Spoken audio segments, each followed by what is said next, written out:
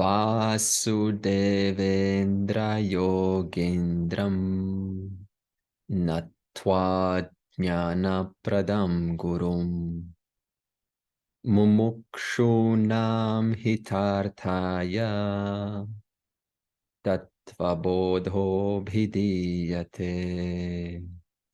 So I would like to go one verse back. We did Atmakaha, and then we said Stula, etc. If we go one verse back, we have Tattva Videka. So what is this reality? And it says Atma is Satyam, and everything else other than that is Mithya. And what did we say about Mithya? The nature of Mithya is change. And change, by definition, cannot be stable. Change means there is no place for stability. It has one form, and that form will inevitably change. That is what Mithya really means. So if we bring this and ask then the question, then what, knowing this, in what way does it shape or change your purpose of life? If you think about this statement, you are Atma, Atma is Satyam, you are Satyam, Atma is Satyam, everything else is Mithya. So knowing this, right now at this point, in what way could this redefine our purpose of life? In what way could this reshape our conduct with the world? So if you look at the world, if you look at anything, what do we usually look for in this world? What do we look for in our experience at varying degrees? We look for perfection. We want things to be perfect. We want things to be in a certain manner. We want things to display attributes, behaviors in a way that suits us. We want things to remain in a state of perfection. We want our friends to be perfect. We want so many things to be perfect.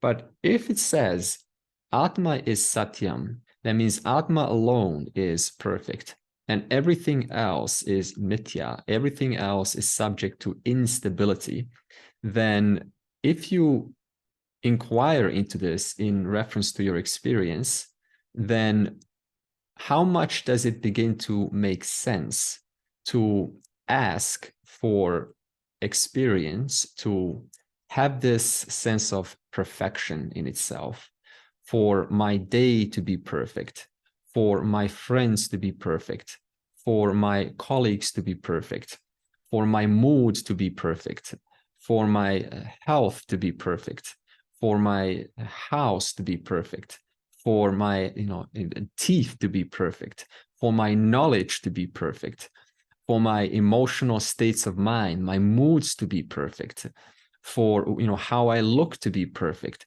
how I think to be perfect.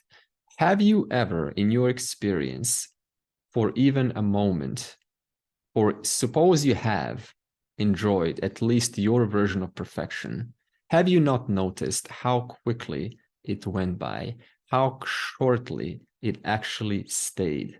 And whatever perfection you thought it was not an absolute perfection. It was a perfection in reference to what you wanted in that moment. So if we look at our experience, which dictates what the world is to be, how it is to be, I want everything to be perfect. I want to have a perfect communication. I want to say the perfect words. I want to have the perfect friend. I want to have, a perfect experience, a perfect class, a perfect client, a perfect teacher. Is any of this logically, realistically possible, knowing Atma is Satyam, everything else is Mithya? Because whatever is Mithya, by definition, will never be perfect.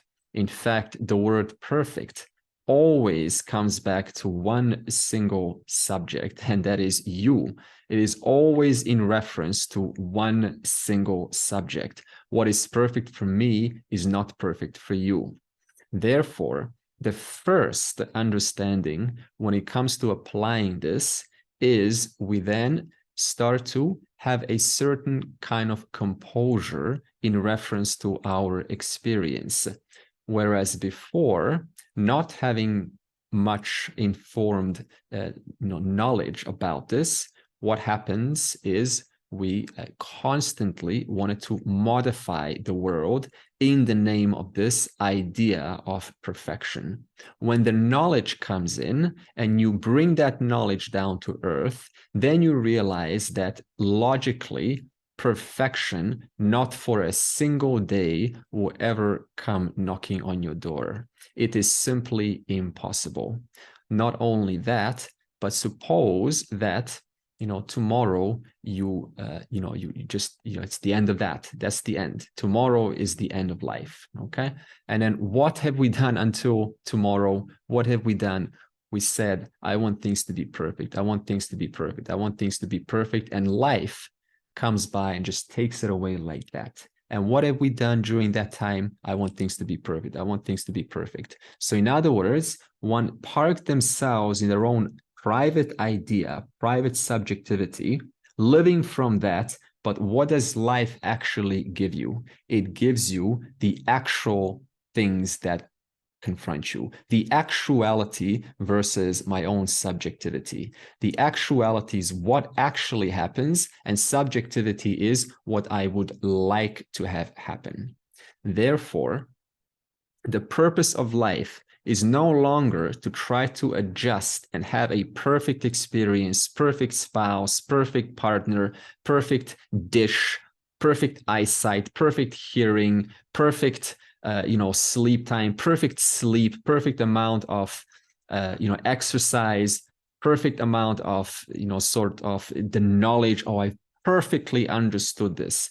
There will not be one moment in your life where you will perfectly understand this knowledge, because the mind is limited in nature. The limited mind can never understand the limitless whole. The scriptures, not for one in one statement, are saying you need to understand every Sanskrit word, every single principle, every single idea, just the basics. That Atma is Satyam, everything else is mithya. That alone is enough to, through the assimilation of this, to end one's cycle of rebirth. The scriptures are very clear on this. It is not that hard. It's not supposed to be hard. It's supposed to be decently simple if there's a sincere heart who wants to understand this. It's not supposed to be hard. But then the mind comes in, and through this idea of perfection says, no, I should know more. I should go through every Upanishad. I should read the Brahma Sutra. I should analyze every statement logically. I should be on top of it. This is, again, taking reality and giving it individual satyams, superimposing satyam onto mithya, and putting the attributes of satyam, that which is perfect, putting in that onto mithya. Therefore, we make that which is imperfect, we try to make that perfect. Whereas Atma is Satyam, Atma alone, awareness alone is perfect. Everything other than awareness is, by nature, cannot be perfect, because it needs to change for the sake of helping the world move on. Not only that, but what is perfect today will not be perfect tomorrow, because things are only perfect in reference to the context, but tomorrow the context has already changed. So that also is another factor which negates this idea of perfection. If I say I am sorry to you today because it is contextually relevant, suppose I did something that is inappropriate and I say I'm sorry, it is you could say it's a perfect statement to say. But if I say sorry in 72 hours, then you can say, what are you talking about? And we could even start an argument. Why are you apologizing for no reason? What is this? So the context itself defines what is the definition of perfect. Therefore, the purpose of life changes. no longer from adjusting, constantly adjusting that which is not supposed to be adjusted, but rather enjoying looking into one's subjectivity, looking into one's biases and undoing them little bit by little bit. As the world brings challenges, as the world brings, obstacles to overcome, then that becomes an opportunity to look into one's subjectivity, to look into one's biases and recognize, where am I out of alignment? Where am I thinking inappropriately? Where am I thinking appropriately? And what can be done about this? And not only looking into one's subjectivity, one's biases, but also taking a moment to notice how one of these 5 koshas that we have spoken about last week, how they keep on offering themselves as locus for putting your eye into. So what does this mean? Vedanta is perfectly in one statement. I think Dayananda said it, or I know my teacher Nima said it. She says Vedanta is a yoga of objectivity. This, when I first read this, I didn't understand what it meant, but I tell you, it cannot be more accurate. What does yoga of objectivity mean? It means to objectify something. When you objectify, it no longer holds power over you. When you objectify, you create space to breathe. You see it. It is a mechanism. It's a mechanism that is working. And, so in other words, when I objectify one of these 5 layers, then what happens? They as though come out of I. They as though create a distance between myself, the true self, and these functional realities, which are there to simply provide you a certain experience. Yoga of objectivity means to look at these functional realities and see that they cannot be negated. Firstly, to be understood, they cannot be negated, cannot negate the ego, cannot negate the mind, cannot negate the intellect. In fact, why would you? Because they're given to you to work out your stuff, to enjoy your life. But at the same time, in objectivity involves looking at them as a functional reality and knowing that despite them being populated by a series of thoughts, a series of emotions, a series of sensations, that's okay. I allow it because it cannot be stopped, because that is an empirical reality. It is not in my control anyway. It is an empirical reality. However, it does not define myself. So, yoga of objectivity. So what does this do? It gives us some sanity, whereas, taking this objectivity out, what happens? We put our eye into one of these 5, like an ostrich, putting your head inside, a little bubble, and the whole world becomes what? Overwhelming. This is what we call, I feel stuck. Therefore, how do we unstuck ourselves? By simply taking a moment to objectify this experience, and then we can deal with it. Now, what does this do? It allows you to have some composure of the mind. And when there's some composure of the mind, then complaints stop. And what are complaints? Complaints are expressions of unconscious dissatisfaction. Complaints are also a result of unresolved anger, which comes out in a form of complaint. In fact, what often happens is we create 2 binaries. Binary 1, option 1, and then we work within these 2 options. Option 1 is complaint mode. Option 2 is artificial positivity. Both of these are unhealthy. Vedanta is not about establishing one inside binaries, but rather remaining objective. And in that objectivity, I can then think solution mode. What is to be done? How can I be productive? How can I restore some order and some balance and some sense of sanity and decency in this situation? And then working from that attitude rather than from these two binaries. It is not working. Why me? Why does it have to be like this? Why is the government like this? Why is my family like this? Why does this keep on happening? Or having this sense of artificial positivity, planting oneself in some kind of a world of positivity and living from that place in hopes to temporarily subside what one actually needs to confront so that it doesn't arise in the most inappropriate time in the future. So therefore, Vedanta becomes about looking into one's unconscious, unconscious patterns that arise when they do arise. Now, the question is how, right? How do you not feel stuck? How do you unstuck yourself? Because we said feeling stuck is creating binaries, right? So we create only two options.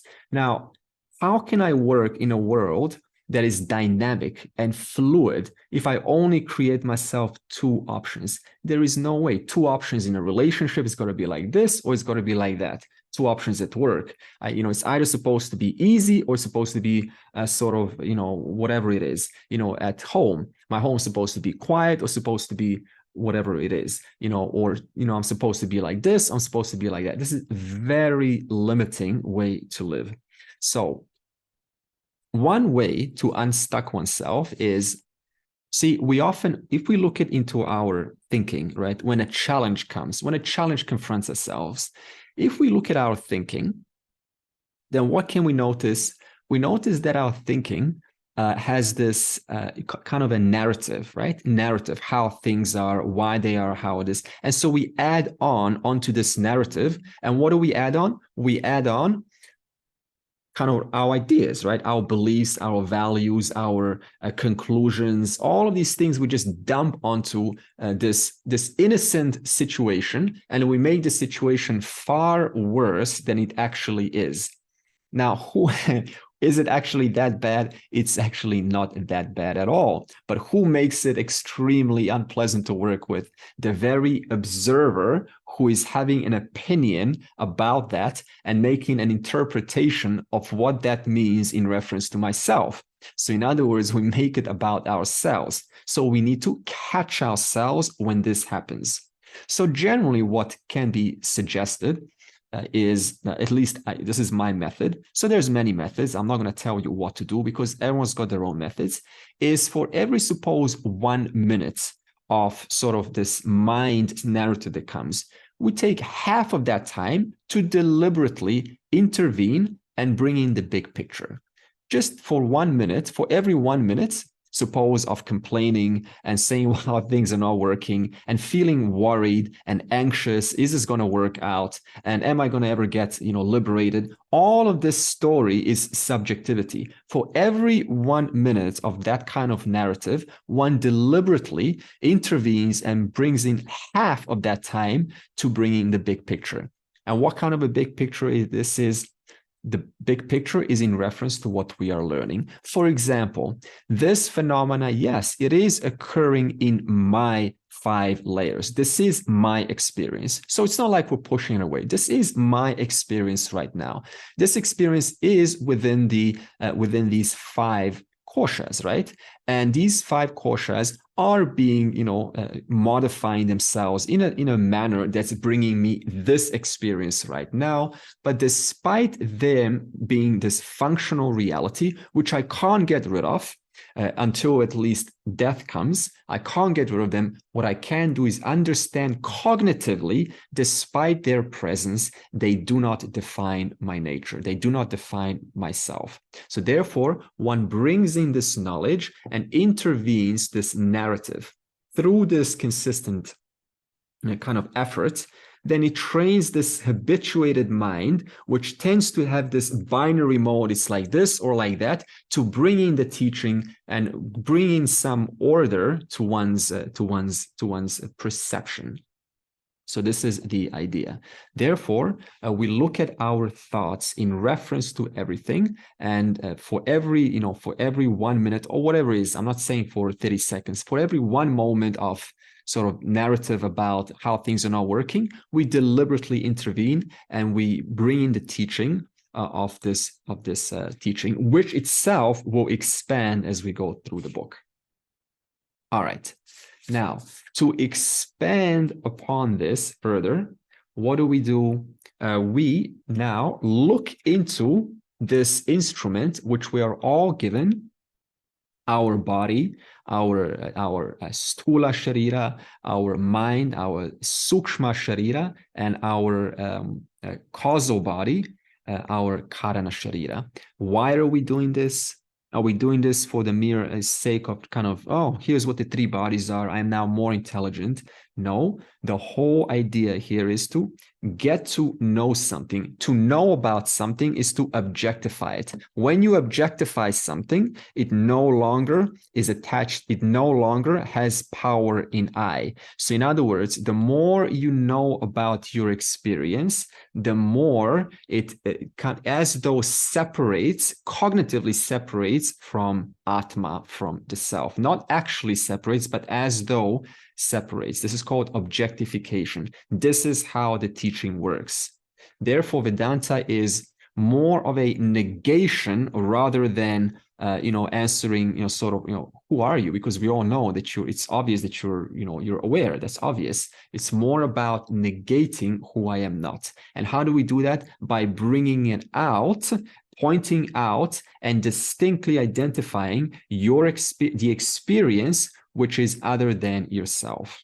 Okay, so how does this work? Let's see in the next verse. So what is this gross body? Sthula shariram kim panchikrta panchamaha bhutaihi kritam satkarma janyam sukha dukkadi bhoga ayatanam shariram asti jayate vardhate viparinamate apakshiyate vinashyati iti shad vikaravad etat sthula shariram.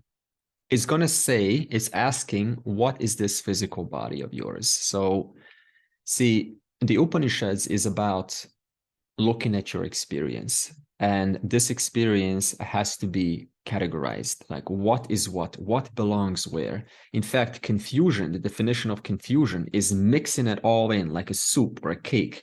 And then you look at this big cake and you say, what is what? I don't know, where's the turmeric, where's the sugar, where's the flour? It's all one big cake, and it's sort of, you certainly want to participate with that cake, but in this case we need to deconstruct this cake of yours and look at how your experience happens. That way you get to know yourself a little bit better.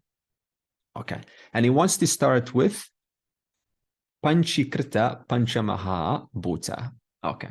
So the material cause, what is the material cause of the body? So it's asking, what is your physical body made of? And, there's different models for this. There's the biological model will say this: muscle, fascia, tissue, right? Carbon, skin, bone, flesh, all of this is fine. However, because we are teaching the Upanishads here, they have a different model. So we have to look into what model does the Upanishads have for us that helps us to look at our body in a slightly different way. And I also want to mention this. These are to be, it says the five elements. So what is this 5 basic elements? They are to be firstly understood as a model. This is not an absolute. So if I ask you, what's the purpose of a model? Like, why are we learning about models? Right? Is it just for entertainment? And no, a model, you have to start somewhere, because if we just say it's sort of all just one reality, yeah, but how? You tell me, can you kind of tell me how things work? To tell you how things work, to show us how things work, we create these basic models, which if you investigate, you start to see there's some validity in this model. There is some truth to this model. Now, in this case, they say that the physical body is made of the 5 basic elements. Okay. So you see, these 5 basic elements are slightly different from periodic table of elements. And the periodic table of elements, for example, do not include space, whereas the 5 elements of the Upanishads model, they start with space. So they account this accommodating space, the space in which the entire universe resides. They also mention air. They also mention fire, water, and earth. So for example, if you look at your body right now, your body is your body because of being within space. It is within space. It is accommodated by space. Inside your lungs and the blood, there is air. Inside, your physiological functions are producing a fire. They're producing temperature. Then there is, how much of your body is water? It is majority, 80+% of it is water. If we take all of the water out of the body, it is dust, I tell you. It can be blown by the wind. So you're enjoying a lot of water right now. And besides that, there is earth, which is carbon, which is all of this flesh, nails, hair, and these little things that we take out, that we take ourselves to the doctor and say, please work on my tooth, please work on my earth element, or I need a blood transplant, I need water transplant, or my temperature is, during a cold, when the person feels sick or ill, then their fire element reduces, their temperature reduces. So these are models to help us look at our body in a slightly different way. And now this model is divided into 2 kinds of elements. So they say Panchikrita, right? Panchikrita Panchamaha. So this is the gross 5 elements. And these elements are divided into 2 types. They're divided into subtle elements. That means subtle means sukshma, right? Subtle 5 elements and gross 5 elements. So there's just 5 elements, but there's 2 categories. There's the subtle 5 elements and there's the gross 5 elements. And these subtle 5 elements, which go through a certain process, they convert themselves into gross elements. So, for example, your mind, your thoughts right now are made of the 5 subtle elements, whereas your physical brain is made up of the 5 gross elements. So what's the difference? One is more densified and one is less densified. Just to give you an example, if you take hydrogen and oxygen by themselves, they are in a gaseous form. Yeah, they're in a gaseous, so they're subtle. You could say they're in a subtle form. You can't see hydrogen, you can't see oxygen. They're in a gaseous form. But if you combine 2 atoms of H and 1 atom of O, then what happens? Then they produce another element that is different from both the H and the O. Therefore, the H and the O, by their combination, what happened? They grossified, they densified, producing water. So now water you can call a gross aspect, and the hydrogen and the oxygen we can call the subtle aspect. So in that same way, these 5 elements, which are the basic elements that create the entire universe, they create your thoughts, they create your sense of I, the ego, they create your sense of your buddhi, your thoughts, how you feel, what you think you are, what you think you're not, what you want to be, the glasses you're wearing, the scarf you're wearing, the hair, everything in this universe, including space and time, is made of 5 basic elements, including the sun, including the Big Bang. All of that is 5 basic elements from which this entire universe comes. So these subtle elements, You could say they come before the gross, just like hydrogen and oxygen comes, if there is a hierarchy, comes before water because they're subtler than water. So obviously they come before the water. In that same way, the 5 subtle elements come before the 5 gross elements.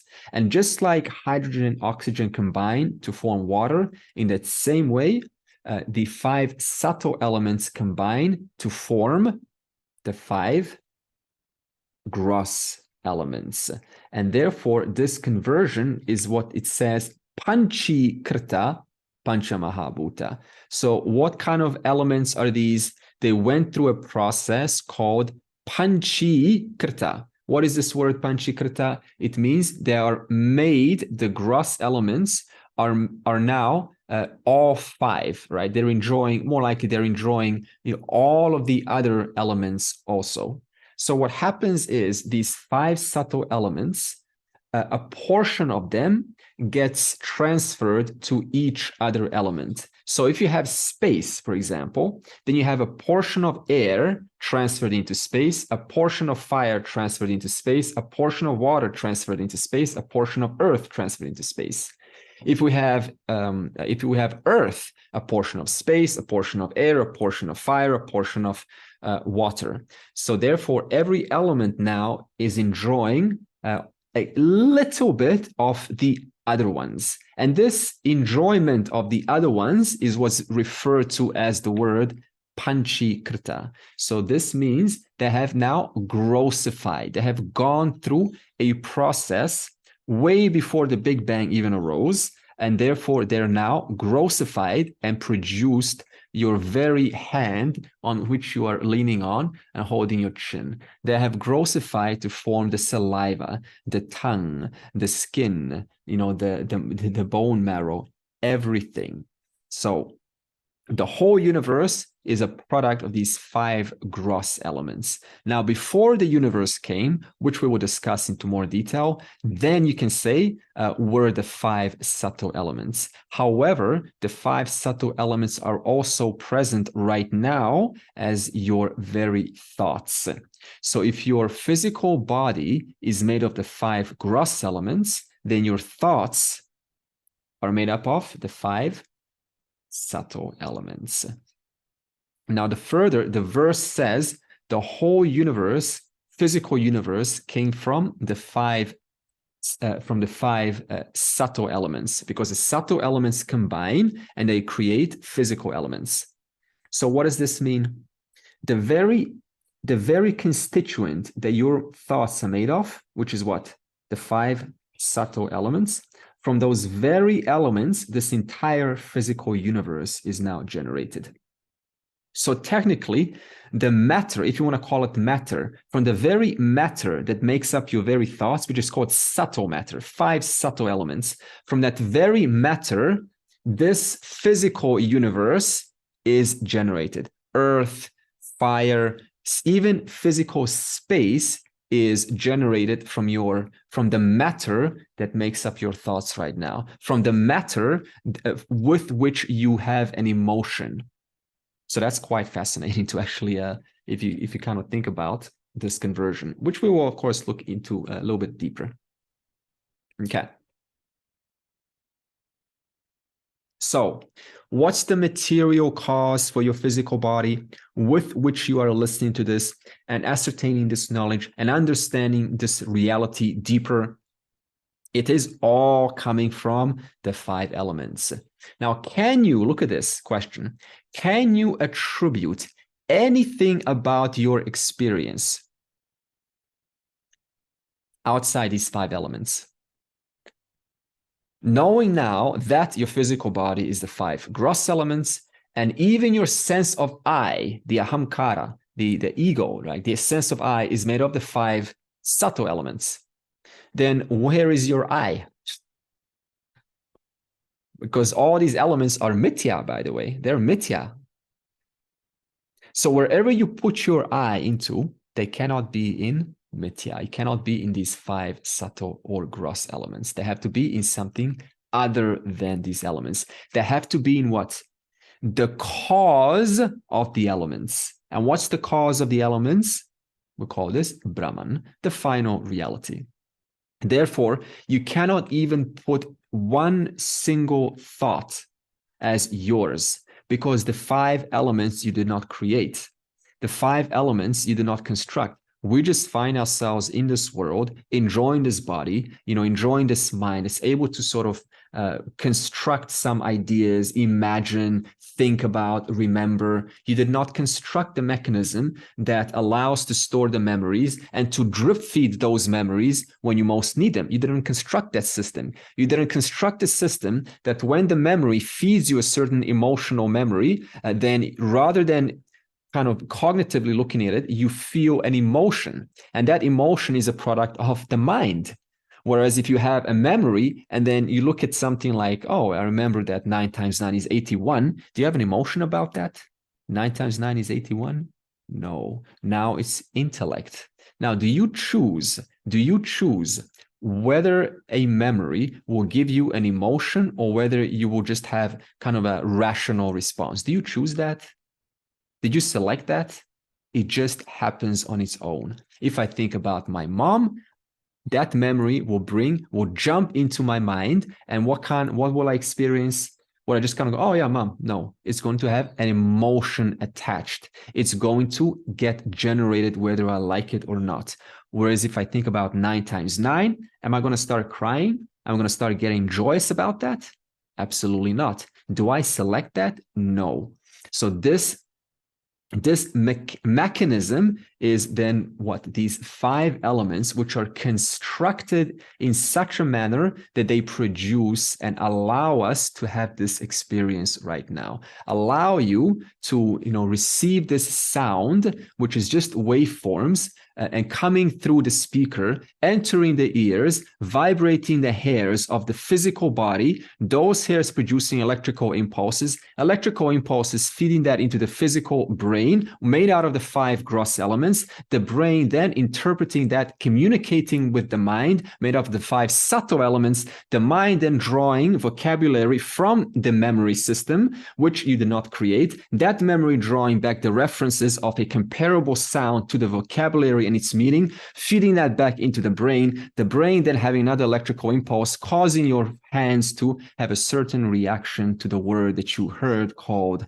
hot or cold or whatever, or love or emotion or anything that you can possibly muster. All of this happens in the background by the capacity and these combinations of these 5 elements without any work on your part. So what's the material cause of your body? The 5 physical elements, the 5 gross elements. And then it asks, okay, but since we all have a different combination of these 5 elements, what determines whether the 5 elements are going to construct themselves to give a female body or a male body? What determines how these 5 elements are going to construct themselves in such a manner that the body will be very strong? Some people, like in Africa, man, they're just so well built, very different from people in China, very different from people in India, very different from people who grow up, in different parts of the country. So what dictates, what determines what intelligence, what is the efficient cause that determines what your body will look like, what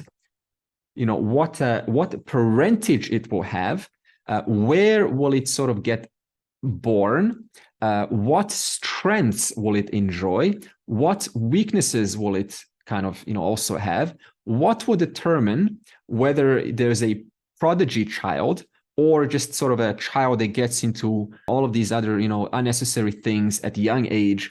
What will determine whether 2 children, they're twins, and even though they physically look the same, they enjoy a completely different strength of their own? What will determine that? What will determine with what parents they're born in? So what's the efficient cause? Here it says, Sat Karma Janyam. So your physical body is born of good karma. Okay. So this is one part when, see, in India, there's no problem teaching this. Okay, karma, we've heard about this many times. It's in the culture, and I've personally never had a problem with karma. It's a wonderful teaching that explains away a lot of things that cannot be explained any other way. So let me mention this karma. So it says, the verse here, your body is a product of past causes. In other words, there was a person before this physical body, and whatever actions that person, when I say person, I'm talking about the subtle body, whatever the subtle body has done in the past life, because of those fruits of those actions, the body you're enjoying is such that it's a direct correlation of whatever the subtle body has done in the past life. Now, at this point, usually in the Western world, they'll say, no, this is a dogma. I tell you, so many Westerners kind of, they have like, this is just dogma now. Okay, so I'll say this. It is a belief, okay? Karma is a belief. Past life, coming back to the life, is a belief in some way or the other. In other words, reincarnation is a belief. However, it is a very functional and rational belief that explains away things which have no other way of being explained. Look at this. If there was no such thing as karma, then several problems come. One of them is you have to explain away how do some child prodigies get born and others get born with two heads, or a baby gets born and he dies a day later. So unfair. And how is it that some kids get born and they have this natural, immense capacity for producing, songs and chanting, and they just get attracted to these things that they're not attracted to other things. You present them with 10 options and they say, no, no, no, no. But when they turn their heads towards the Bhagavad Gita, they're just this innocent attraction. You cannot explain it. And yet another child presents themselves with the exact same 10 things. And what happens? No, no, no, no, no. Yes, I want bicycles. I am attracted to sort of, sports. I want to move. I want to do something that's just so opposite to this kid who wants to do the Bhagavad Gita.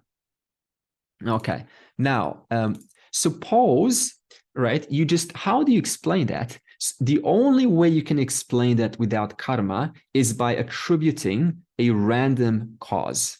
This is a random cause. They have randomly this kid was born, blessed, and randomly this kid is born in Africa with, dysfunctional water, contaminated, dirty water, and they have to live on 5 cents a day, and they are living in the most, unluckiest conditions in the world. If I cannot explain that, then what does this mean?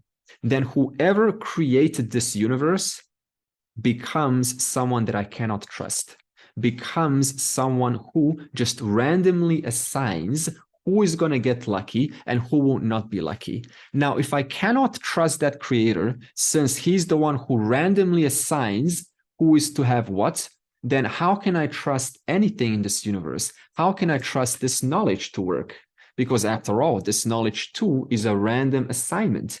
The creator decided to randomly assign some Vedanta, some Kundalini, some meditation. He doesn't really care. He just randomly throws things without any order. Can you have any form of trust in that kind of a random creator? Then what's the point of doing this? What's the point of moksha? I have no guarantees that I will ever be free.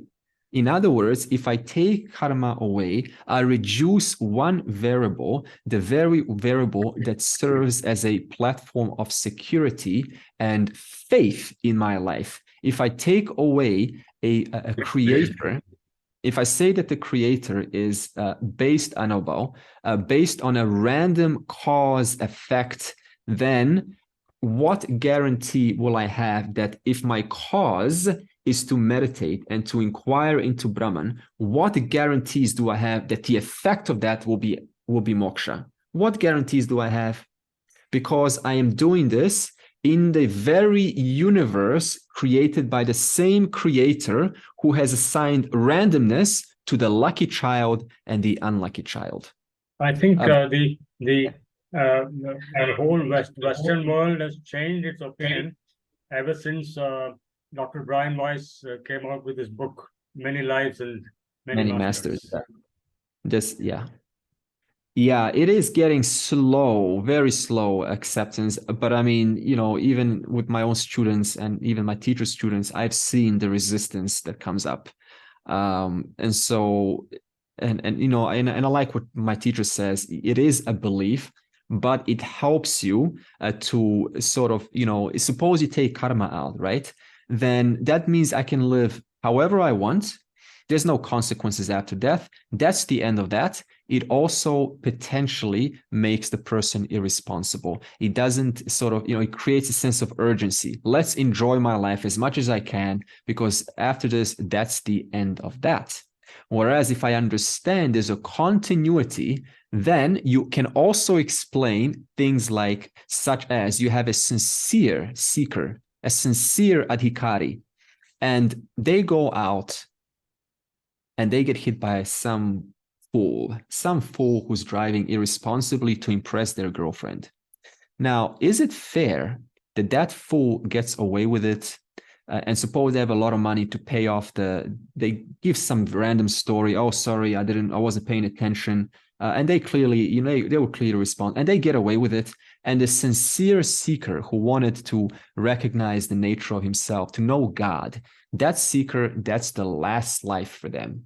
But this guy is going to get another 50 years to figure things out. You think that's a fair world to live in? So now whether you say yes or no, again, I'm not saying this is absolute, but this is a reassuring, it is a belief, it's a reassuring belief that sort of, lets us nothing goes to waste. Every effort that you put into this life right now has a sense of continuity, which is what sculpts your body with the kind of parentage that you have, with the kind of siblings and mother-in-law and and family and surroundings and aunt and cousins that you have, and who's involved in your family and how they take you further to your progress. All of this can be explained by this principle of karma. Okay. So, is there anything you want to add to this karma, this coming back? Hi, Andre. There are the latest view, at least, some belief that karma is actually an action, a call to action, or how you would, in relation to duty and how you exist in this world, a call to duty. Excellent. Yeah. Excellent. Yeah. I just want to add, is our body, rather than, the body that we have now, the body after so many years of, evolution or whatever, millions of years of existence, we are given this body now, and our bodies come in different shapes, different capabilities and whatnot. So if we are given a certain body, is that an indicator or something to think about how we should conduct and live our lives? So if we're, able-bodied, are these the kind of ways that we could serve? Or if we're little infirm, but then we should consider other ways for contributing, if you know what I mean. Of course, this is a beautiful question. So the question is, does your body indicate a change of your duty? Does it say, does it reveal or show, or is it a call to action as to how to conduct myself? It is, because if you look at, for example, a monkey, let's just go one level in the hierarchy, right? We go to a monkey. Now, monkeys, are quite intelligent. They hug. I saw a monkey who was electrocuted little baby monkey was electrocuted accidentally. Not, he hasn't died. And I tell you, the mother monkey was nearby, and she came running almost like a human being, and she grabbed her little and she hugged her baby monkey, like protecting, just like a human mother would do.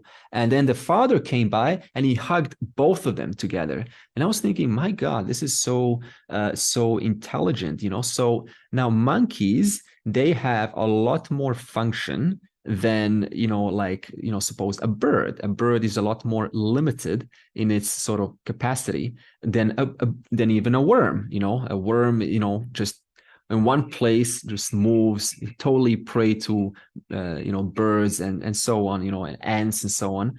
So in other words, if you look at the worm and the bird and the monkey, you look at, they have a different privilege. They have a different kind of, you know, different privileges. Even a deer. Did you know that deer is a favorite meat for most safari animals? It's like everyone loves the deer, right? Oh, there's a deer, the tiger wants some, the cheetah wants some, the mountain lion wants some, everyone wants the deer. So in a sense, the deer is a graceful animal, but it's also a delicious delicacy. So now the deer, in that sense, has a certain, you know, what we call a karma, a certain karma attached to it that gives it a deer body and not a worm body. The worm body has a certain karma attached to it that gives it that body and not a monkey body.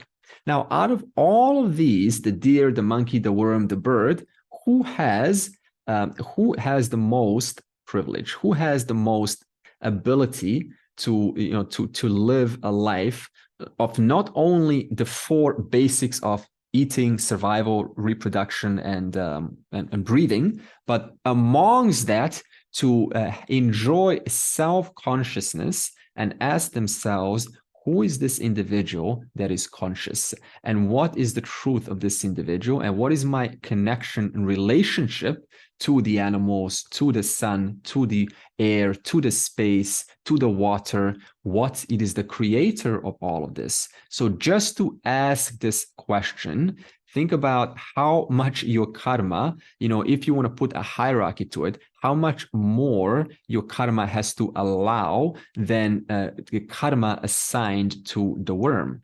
Because the worm cannot do anything but just eat insects or whatever the worm does.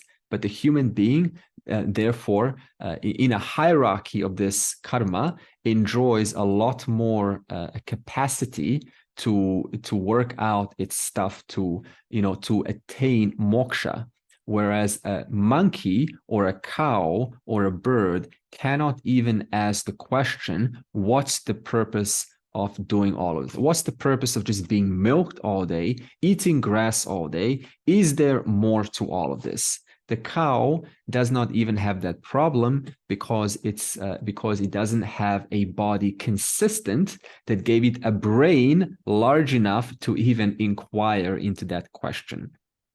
I think one of the nearest explanation that I could find out is that the presence of viveka, or discrimination, and a varying degree of lesser discrimination in the monkey. Monkey may have a rudimentary discrimination as expressed by the love of the accident, the mother hugging, the father hugging, and finally the human being who is endowed with the power of discrimination or viveka. Am I right? Very good. Very good. So Bao is basically putting this viveka, the capacity of viveka, in reference to a monkey. Yes, it is to sort of protect and to eat and to, you know, survive. But in reference to the individual, this viveka not only is stuck to these four basic needs, but also in reference to, you know, obviously looking into one's very existence, asking the question, who is the creator? What is the purpose of all this? Why is my life here? Is there more to all of this? And what is the highest purpose of living? So this karma, you know, so this karma, we have two words for it. It's made up of what? It's made up of punya and papa. Now, before I explain this, the word karma is often kind of thrown around, and it's karma, karma, karma. You know, it's my karma, and you're doing karma. So what is this word karma? It has two definitions. The first definition of karma is action. So right now, clicking this mouse is a karma, right? It's a karma, it's an action.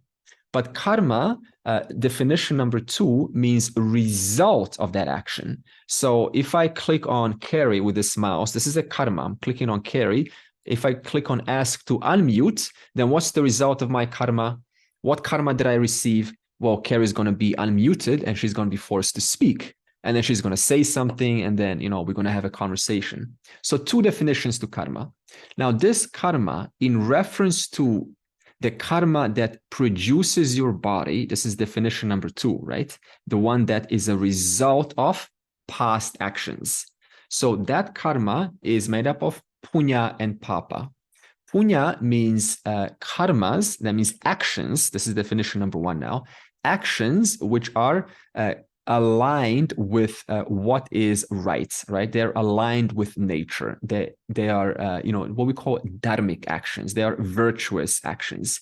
And punya punya karma is those actions which are sort of, they're irresponsible. They're not well informed. They consist of some, errors, and they have to be corrected. So that also has a consequence.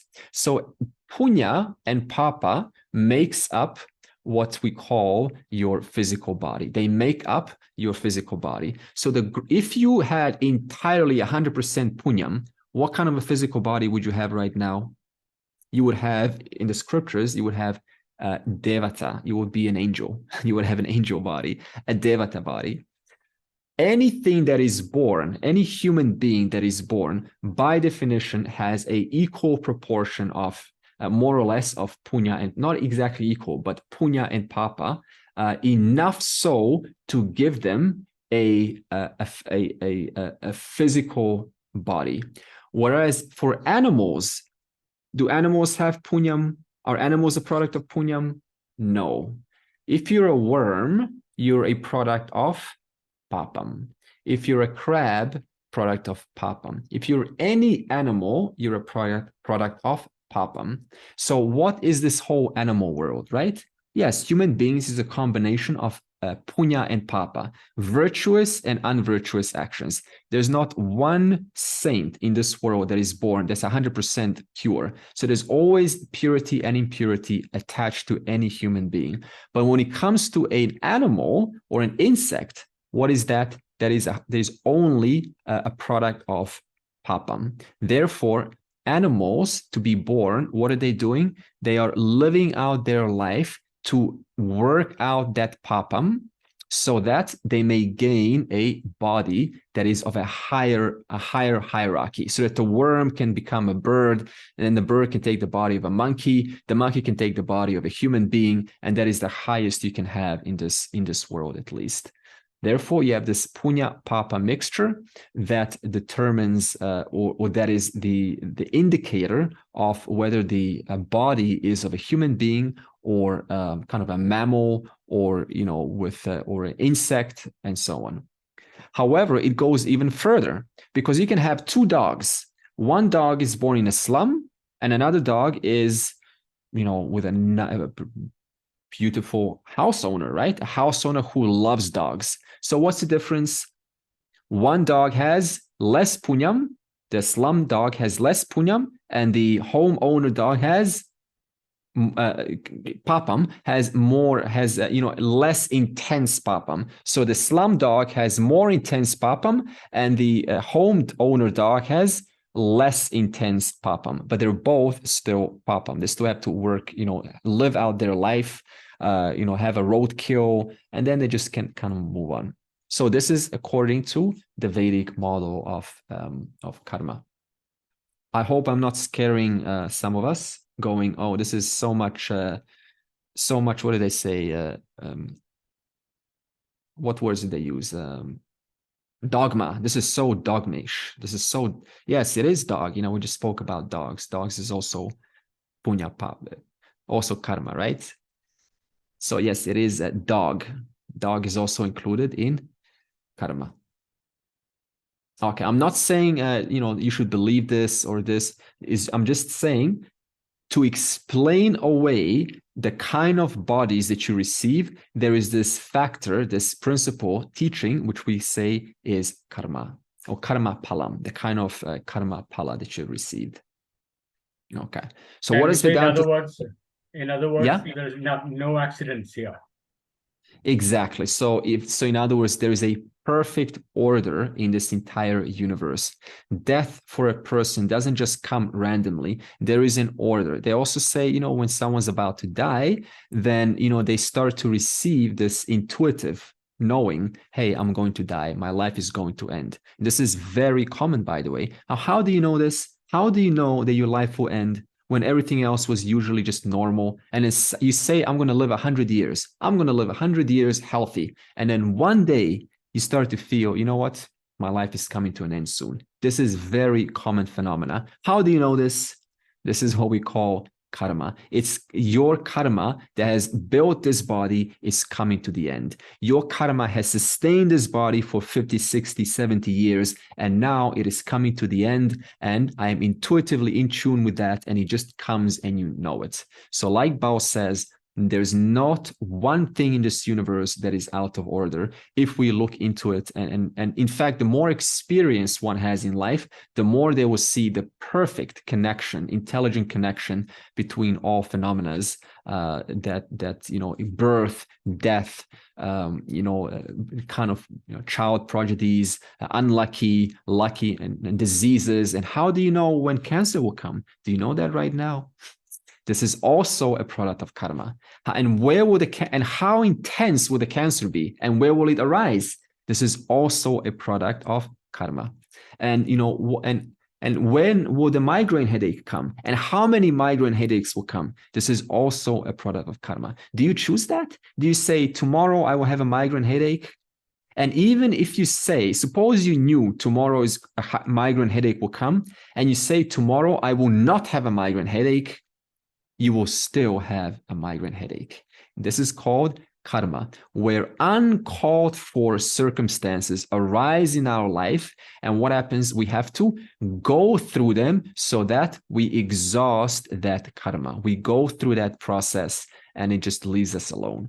This is why for a certain stage of one's life, they could go through incredible pain, but that pain eventually comes to it subsides, and then something else comes up. This is also a product of exhausting one's, deep-seated karma that has to be worked out, which is what was attributed to this life alone. So like this, it goes on and on and on and on and on and on. And every time you sort out your migraine headache or something that happens good to your body, you're like strong. You have, your karma gave you a strong body. So you go and become an athlete. Now, what does that do? That brings up more actions. And every time you participate, because of your karma, which gave you a strong body, you participate, and that gives you another cause. You put another cause into the world, and that brings you more effects. You get a reward, a medal, and like, yes, I am #1 runner in this world. And now you're creating new causes in the world, which then put more actions into the world, and then new effects into the world. So like this, cause, effect, cause, effect, cause, effect, cause, effect. And then what happens? The individual doesn't live long enough. The body dies. Now, where will all of those unfinished effects go? How will they express? Are they going to go suddenly offload themselves to some other person? In other words, suppose I rob a bank right now, right? And I become really rich. And then tomorrow I die, right? So where will the effects, or even something more dramatic than that? Suppose, a murder is involved, and then, the person died, the killer dies. Where will the consequences of such an act go? And to whom will they go? They go to the very doer of that very action. And that doer is called the subtle body. The subtle body, which takes on a new physical body, and based on the kind of actions, in this case, a murder, that murder also contributes the kind of physical body they receive in the next life, and the kind of parents they receive in the next life. So if there was 5 murders done, now that could turn into an animal, I don't know, but that can also turn into a human being, I don't know. But suppose it turns into a human being, then the kind of parents in which that subtle body is born and the kind of physical body they receive is directly correlative with the kind of actions that they had performed in the previous life. So this is what Vedanta says. We're a product of your karma.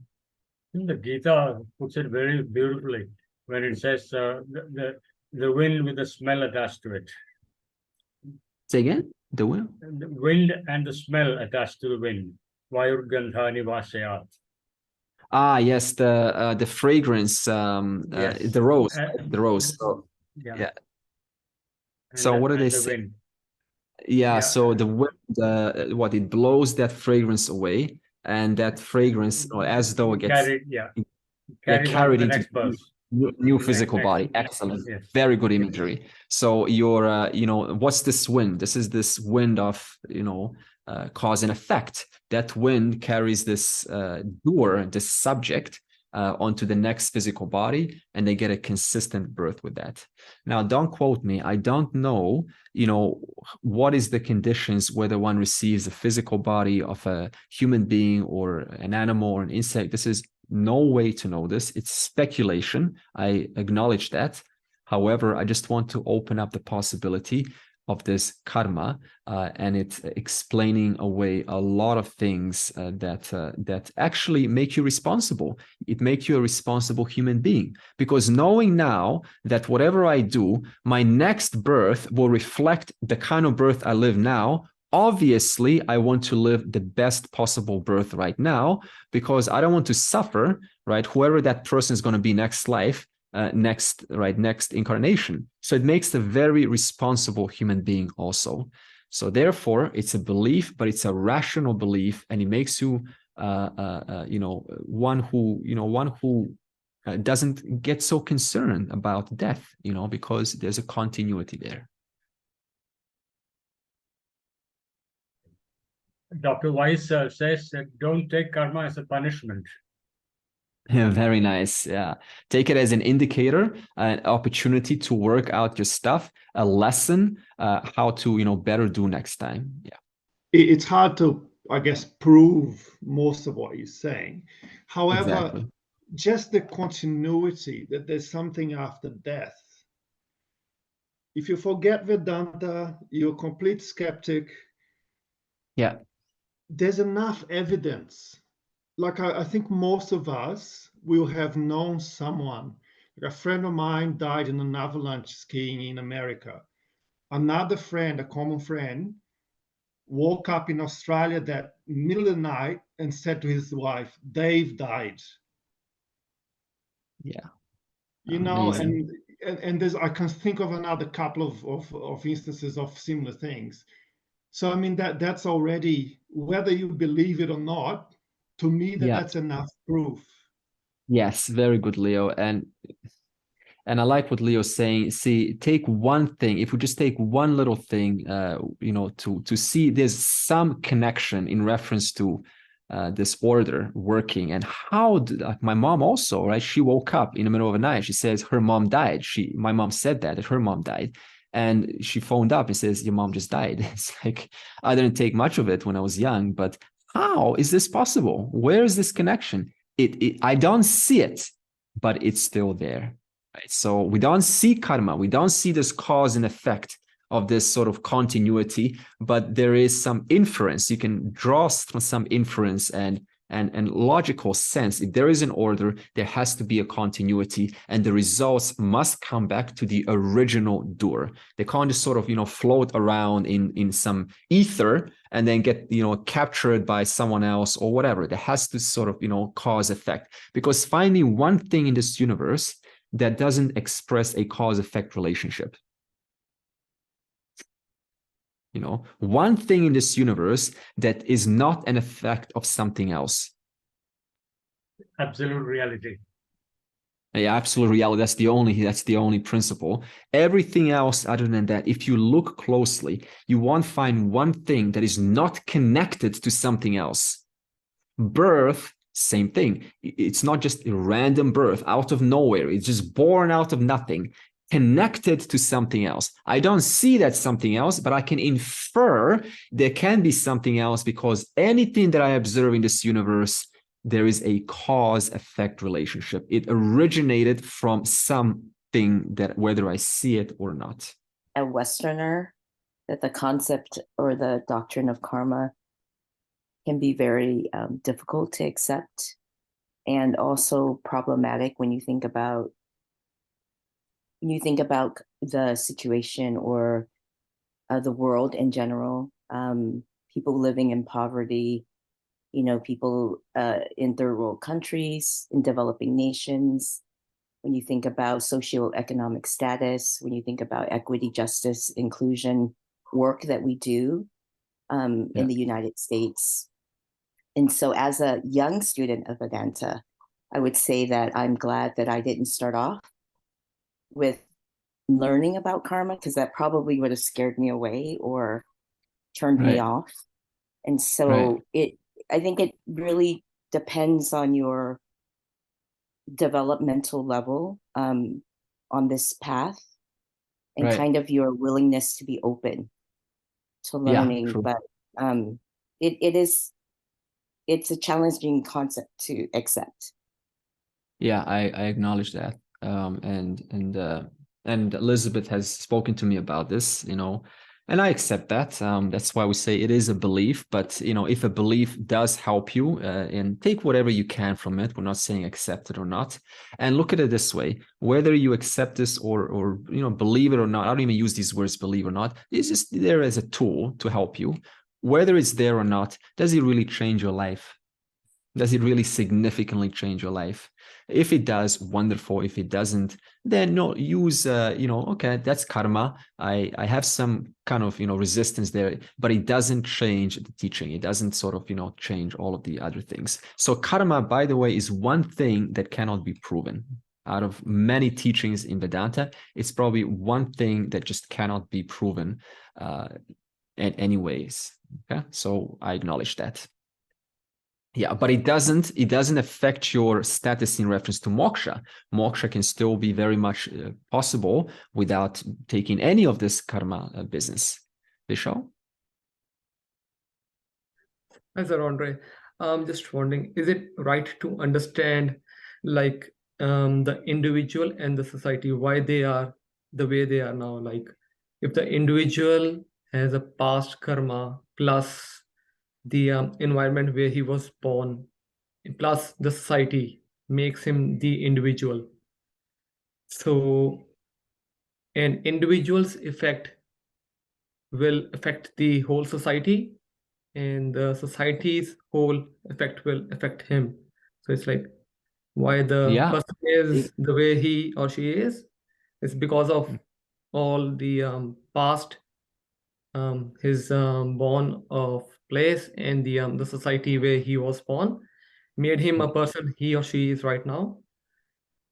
And why the society is and why the individual is like this, I think it's can't be judgmental. So it's basically we can understand this lot behind it. So what Vishal is saying is, even to be born in a family, you affect your family and they affect you. And that too is there's a connection there, whether they affect you positively or negatively, whether they scar you for life or, and even to be scarred, we can also take inspiration from that and grow out of that. So now there's on top of your body that you received, on top of that, you also get free will. You also have the choice to say, I choose to, despite being born in this situation, I choose to evolve to the best of my abilities. I choose to transform my situation, one that in which I want to hang out in, the one that is pleasant for me, rather than just saying, because Vig also said, why even to be born in a physical body of a human being, you get privileges. There is a responsibility to receive a human body, and that responsibility is to use one's free will so that one may uplift themselves from this sort of place of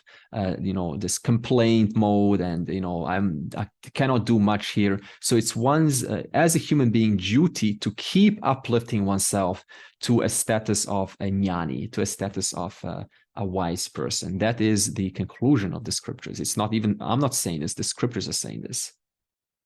I guess the next level in the human evolution of advancement of the intellect is like all the scriptures say, emphasize the entry of a guru, and the belief and the guru's absolute faith in the shastras, like you, like Andre, for example, what they call the Guru Shastra Prasada, and that very much adds a bonus to the journey or the search. My teacher, very good, Bao. It reminds me, my teacher said this week, we all go through 4 stages, and I hope I remember these 4 stages.